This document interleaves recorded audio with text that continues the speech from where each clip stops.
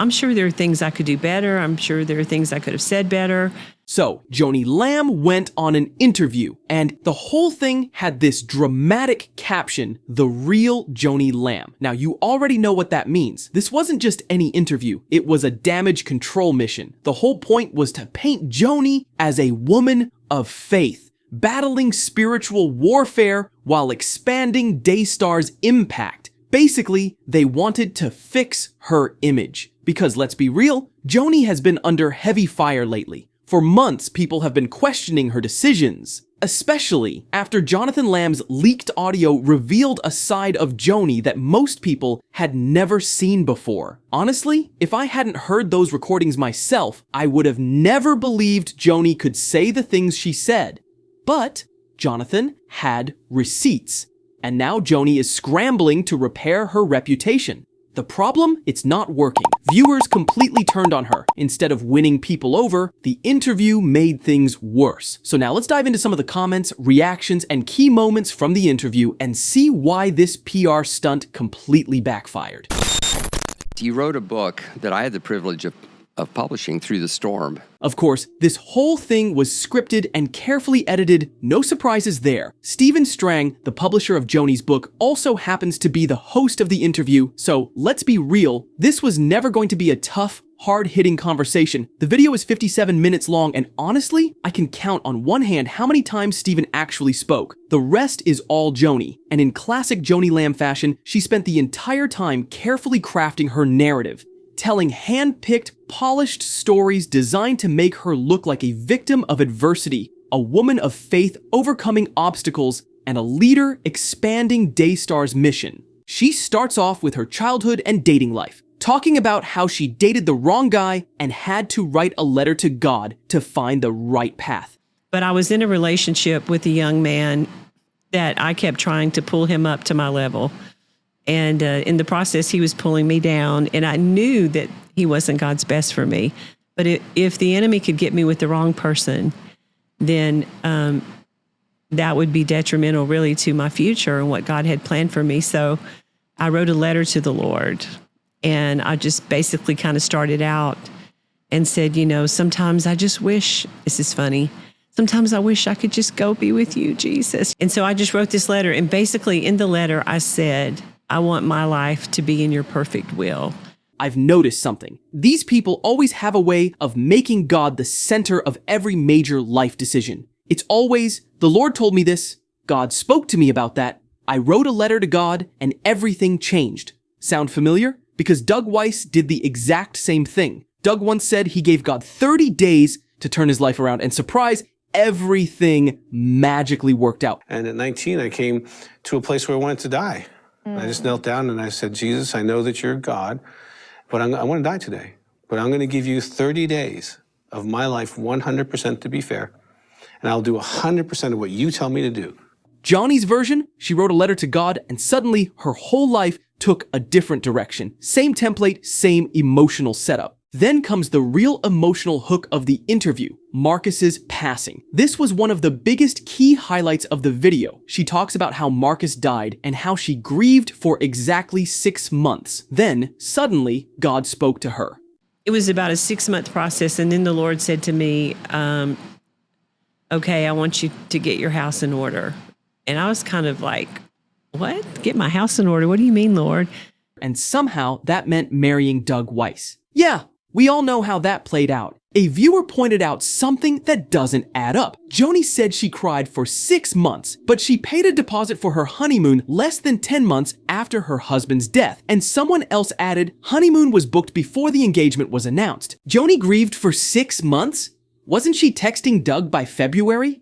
2 to 3 months after Marcus died, and didn't Doug file for divorce a couple of months after Marcus passed? What am I missing? She was asked about the storm she's facing in the media. You know, the whole Jonathan versus Joni Lamb scandal, the leaked audio, the backlash, whatever you want to call it. And here's what she had to say.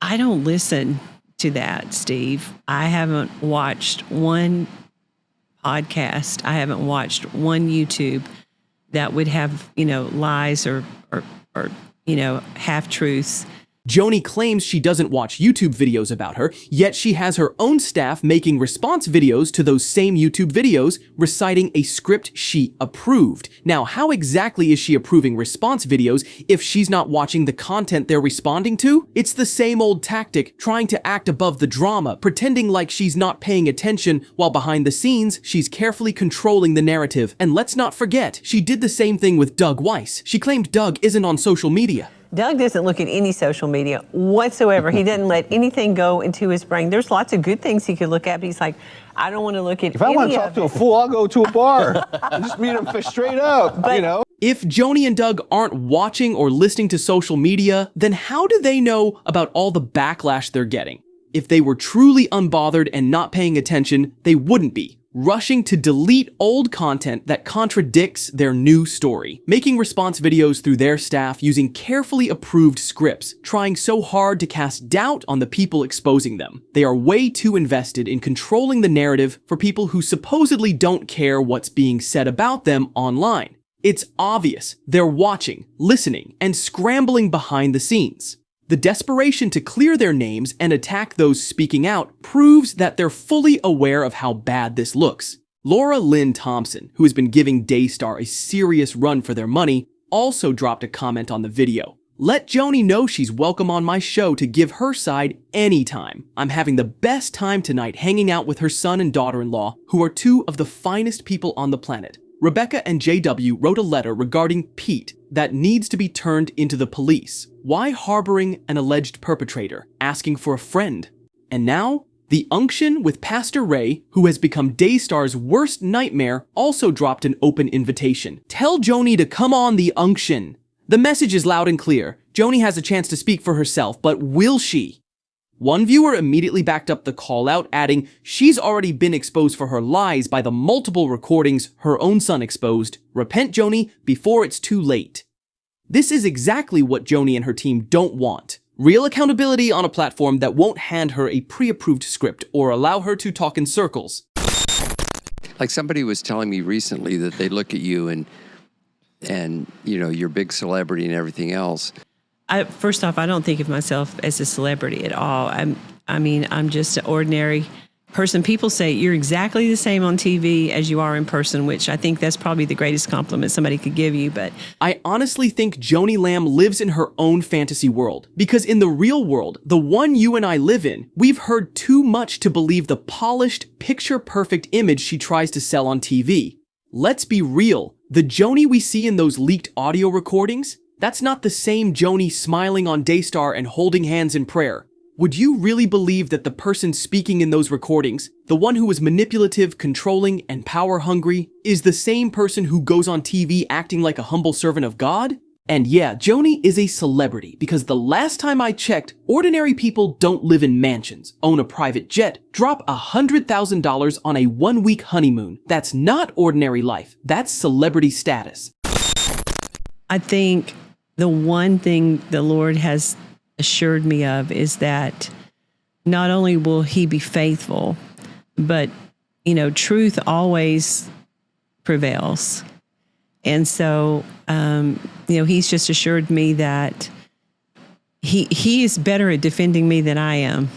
This next comment perfectly sums up why Joni's interview was a failure, not just in changing public perception, but in actually addressing the real issues. Mr. Strang, I listened to this interview with an open mind and heart, as I want to be objective and not blindsided in forming the wrong opinion. A wise old saint of God who pastored me always stressed that in times of conflict between people, there are two sides to every pancake, and neither side is ever 100% perfect. However, my hope of walking away with better insight and understanding fell flat, as you left many questions unaddressed. Among them are whether Joni regrets her mistakes and how she foresees a path to healing with her kids. Also, I would like to have heard Joni explain exactly what lies she believes podcasters are propagating. Without an explanation, we are left to think that Joni is asserting there was no essay of her granddaughter and that the whole disaster at Daystar is a wholly fabricated scandal for the sole purpose of inflicting undue harm against her, Doug Weiss, and Daystar.